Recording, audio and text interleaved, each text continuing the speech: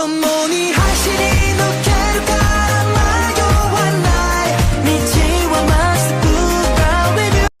Guys, finally भाई की video आ गई। तो बहुत दिन बाद वापसी हुई है। अबे तू अनसब्सक्राइब कर रहा है? अबे इसका रोज का हो गया है, एक दो वीडियो देखे पूरे महीने के लिए गायब हो जाता है। इसकी तो भाई कंट्रोल। वीडियो लेट इसलिए है यार क्योंकि मैं आजकल बहुत बिजी रहने लगा हूँ और इन्हीं दिनों में मुझे ये भी पता चला जो ड्रैगन हिंदी एक्स है, जो मेरा फेवरेट एनिमे ट्यूबर है, वो मेरे दोस्त के चाचा का लड़का है। चाचा का ही है ना बे? मुझे क्या पता तो लगा नहीं है। चल फोन मिला। बहन क्या लौड़ा चूतिया है क्या? पुलिस को फोन क्यों कर रहा है? भाई आपने ही तो बोला पता लगाना पड़ेगा। अबे तो पुलिस से पता लगवाएगा तू? ठीक है भाई, पुलिस को कॉल नहीं करता। चल समझ तो गया, सीआईडी को कॉल करता हूँ। भोसड़ी के पागल है क्या? फोन इधर दे। 102 तो एम्बुलेंस का नंबर है भाई। हाँ तुझे हॉस्पिटल मैं नहीं ले जाऊंगा ना। क्या मतलब है भाई? सॉरी भाई, सॉरी, गलती हो गई। तो इतना टाइम बर्बाद करने के बाद बस मुझे यही पता चला ड्रैगन हिंदी एक्स जो है वो मेरे दोस्त का भाई है। चलो तो अब वीडियो की तरफ बढ़ते हैं। हम एनीमे देखते हैं तो एनीमे में कुछ ऐसे मोमेंट्स होते हैं जिनकी वजह से एनीमे को भूलना और ज्यादा मुश्किल हो जाता है। अब तुम इस सीन को ही देख लो। बेटा मौज कर दे। मुझे एनीमे की वजह से ये सीन याद नहीं आता, बल्कि इस सीन की वजह से टोनी काकू कवाई एनीमे याद आता है। तो समझो इस मूवमेंट की क्या अहमियत होगी। आज इस वीडियो में मैं कुछ ऐसे ही मूवमेंट्स की बात करूंगा जिसकी वजह से एनीमे को भूलना इम्पॉसिबल हो जाता है। ये क्या है भाई? सिर्फ गाली देने से और सभी एनीमे को बाप बोलने से वीडियो नहीं बनती। दिल टूट गया यार मेरा ये कमेंट पढ़ के। अब मैंने डिसाइड कर लिया, इस वीडियो में कोई गाली नहीं होगी। बहन क्या लौड़ा चूतिया है क्या? भोसड़ी के पागल है क्या? हमें पास्ट पे ध्यान नहीं देना चाहिए, बल्कि पास्ट को भूल के फ्यूचर की तरफ जाना चाहिए। तो जैसा कि वीडियो के टाइटल से ही पता चल रहा है, ये वीडियो उन एनिमे मूवमेंट्स के बारे में जिन्हें भूलना नामुमकिन है। चलो तो फिर वीडियो शुरू करते हैं।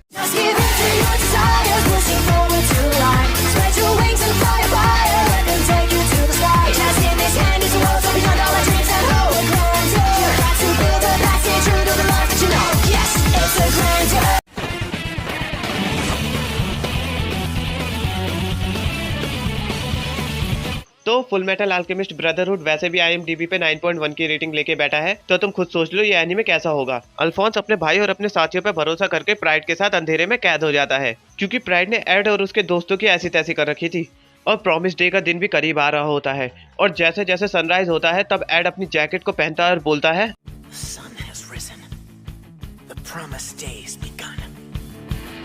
और जिन्होंने फुल मेटल अल्केमिस्ट ब्रदरहुड देखा है उन्हें पता है एपिसोड 49 के बाद ये आर्क कितनी जबरदस्त हो जाती है। Full metal alchemist brotherhood episode 49 की एंडिंग अब तक की सबसे बेस्ट एंडिंग लगती है। मुझे पता है ना एपिसोड 50 के लिए मैं कितना एक्साइटेड था। अगर तुमने अब तक ये एनीमे नहीं देखा तो यार क्या हो तुम, जाके देखो, बहुत मस्त एनीमे है।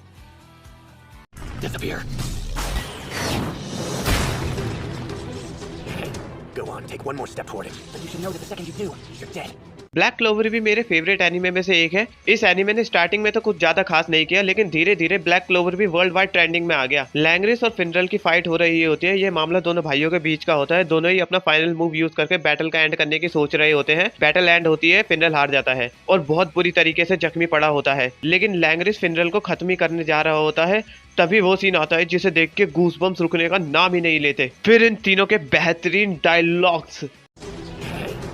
Go on, take one more step toward him. But you should know that the second you do, you're dead. फिर धीरे धीरे ब्लैक बुल्स का गुस्सा दिखाते हैं लैंग्रिस की हरकत पर। You're going to pay for this. I can't believe he would do that. Monster. बेशक ब्लैक बुल्स के आपस में ना बनती हो, लेकिन बाहर का कोई उनके स्क्वाड मेंबर को चोट पहुंचाए ये उन्हें बिल्कुल मंजूर नहीं। ऐसा करने वाले की वो माँ भाई बिना गाली की वीडियो बना दी थी, सॉरी भूल गया। ऐसा करने वाले की वो ऐसी तैसी कर देंगे।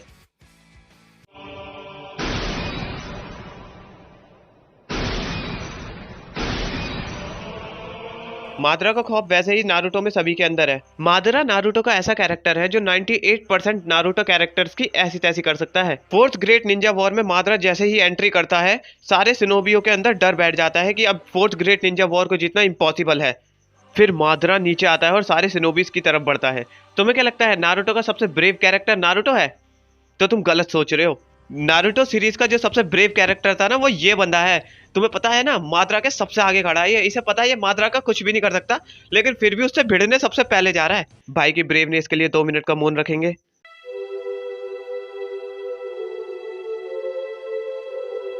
हो गए चल आगे चलते हैं, अभी काफी वीडियो रह रही है, एंड में देखेंगे क्या करना है। फिर माद्रा अकेले ही सबसे भिड़ जाता है और सबको दिखाता है कि उसके नाम का खौफ क्यों है, क्यों उसे लेजेंड कहा जाता है। एक तो वैसे ही सबको लग रहा था कि माद्रा से जीतना मुश्किल है, और फिर माद्रा जो करता है भाई साहब, सारे स्नोबी लगभग हार ही मान लेते हैं।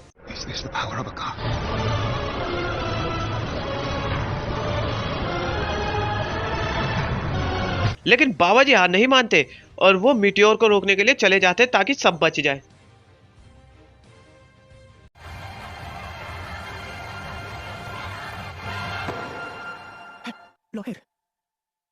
बाम का कोई इरादा नहीं होता टावर पे चढ़ने का, लेकिन रीचल को तारे देखने होते हैं, इसलिए वो बाम को छोड़कर टावर पे चढ़ने चली जाती है। रीचल टावर पे चढ़ने चली जाती है तो बाम उसके पीछे जाता है और वो भी टावर पे चढ़ने का फैसला करता है। बाम रीचल के लिए वो सब कुछ करता है ताकि रीचल तारे देख सके। लेकिन एपिसोड 12 में जब रीचल और बाम काफी करीब होते हैं टावर के टॉप पर जाने के, तभी रीचल कुछ ऐसा करती है जिसे देखने के बाद यार दिल टूट जाता है पूरी तरीके से।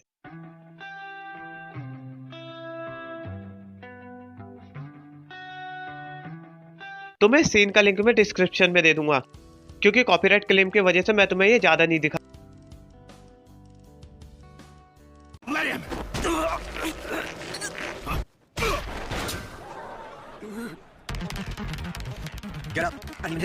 बैटल टूर्नामेंट में गामदो की फाइट हो रही होती है मानसेओक से, जो कि काफी अच्छी फाइट थी गॉड ऑफ हाई स्कूल में, जिसे देखने में काफी मजा भी। लेकिन बाद में मानसेओक गामदो पर भारी पड़ने लगता है और बहुत बुरी तरीके से फोड़ता है गामदो को। मानसेओक गामदो से माफी मांगने को कहता है, लेकिन गामदो माफी मांगने से मना कर देता है और मानसेओक गामदो को बहुत बहुत बहुत बुरी तरीके से मारता है, जिसे देखने के बाद बस मन करता है काश कोई आए और मानसेओक का भूत बनाए। और थोड़ी देर बाद ये विश भी पूरी होती है। एक धांसू एंट्री होती है जिसे देखने के बाद गूज़बम्प्स रुकने का नाम ही नहीं लेते।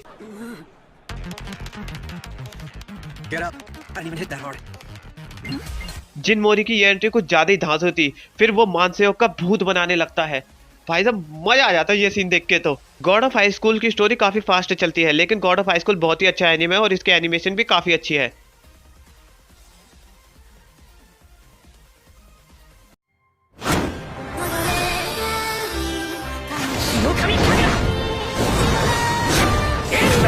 तांजीरो रुई से लड़ रहा होता है, जहां रुई नेजुको को स्पाइडर में पकड़ कर रखता है और तांजीरो अकेला रुई से लड़ रहा होता है। रुई के आगे तांजीरो को बहुत ज्यादा डिसएडवांटेज होता है, क्योंकि वो पहले ही बॉट डीमन से बैटल्स कर चुका होता है, इसलिए वो काफी ज्यादा इंजर्ड होता है। इसलिए रुई तांजीरो पर भारी पड़ रहा होता है। एक समय के लिए तांजीरो को भी लगने लगता है कि अब वो मरने वाला है, लेकिन तांजीरो उस प्रॉमिस को याद करता है और रुई के पीछे पड़ जाता है।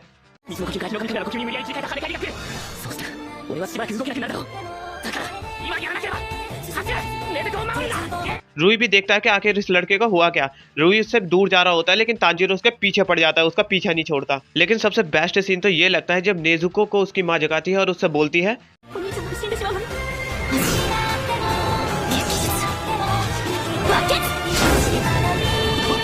उसके बाद तांजीरो रुई को खत्म कर देता है। फिर एपिसोड 19 का एंड हो जाता है और एंडिंग थीम की वजह से ये सीन और भी ज्यादा इमोशनल हो जाता है। इस एपिसोड की एंडिंग भी फुल मेटल अल्केमिस्ट की तरह ग्रेटेस्ट एंडिंग में से एक है।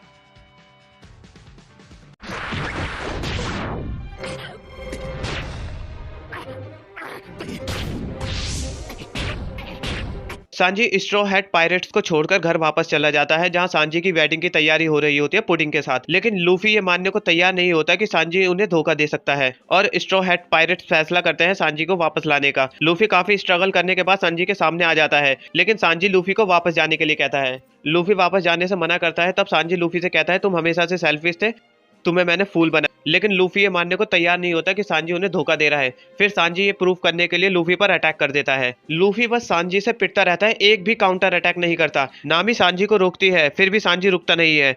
सांजी अपना फाइनल मूव लूफी को मार ही रहा होता है, तभी नामी कहती है हम वापस चले जाएंगे, लेकिन लूफी मना करता है हम वापस नहीं जाएंगे जब तक सांजी वापस नहीं आता। लेकिन लूफी वहां से हटता नहीं है। सांजी उस मूव को लूफी पे मार देता है। उस मूव को मारने के बाद सांजी वापस जा ही रहा होता है, तब लूफी कुछ कहता है।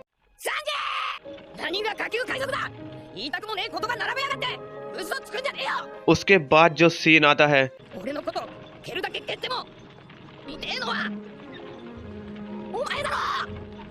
भाई साहब मेरी आंखों से आंसू नहीं रुके थे। इस मूवमेंट को देखने के बाद दिल टूट जाता पूरे तरीके से। लूफी इतना स्ट्रगल करने के बाद सांजी के सामने आता है, फिर सांजी ये सब कहता है। लूफी तो फिर भी उसकी बातों से गुस्सा नहीं हुआ और बल्कि खड़ा खड़ा पिटता रहा। अगर मेरा दोस्त मुझसे ऐसा कह देता ना, भूत बना देता उसका पूरे तरीके से।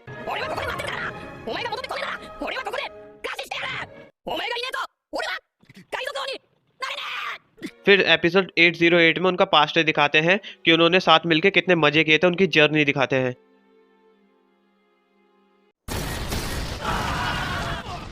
Where is your master? Bring him out now!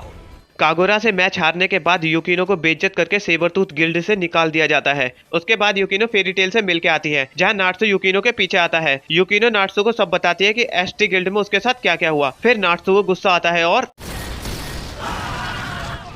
Where is your master? Tell me! Bring him out now! इस सीन को देखने के बाद तो भाई साहब क्या बताऊं, मजा ही आ जाता है। नाट्सू एसटी मास्टर को चैलेंज करता है और कहता है Let's see if you play by him.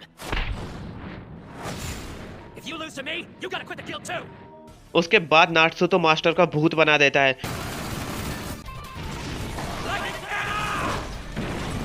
लेकिन मिनर्वा हैप्पी को पकड़ लेती है, जिसकी वजह से नाट्सू को वापस जाना पड़ता है। फेरी टेल में नाट्सू ने बहुत कमाल किया है, लेकिन ग्रैंड मैजिक गेम्स में नाट्सू का ये मोमेंट कुछ ज्यादा ही ऑसम था। और मजा तो जब आता है जब ये बात यूकिनो को पता चलती है। I know, right? There's always fights and stuff outside the tournament. Yeah, well, they need to do it out on the street and entertain the rest of us.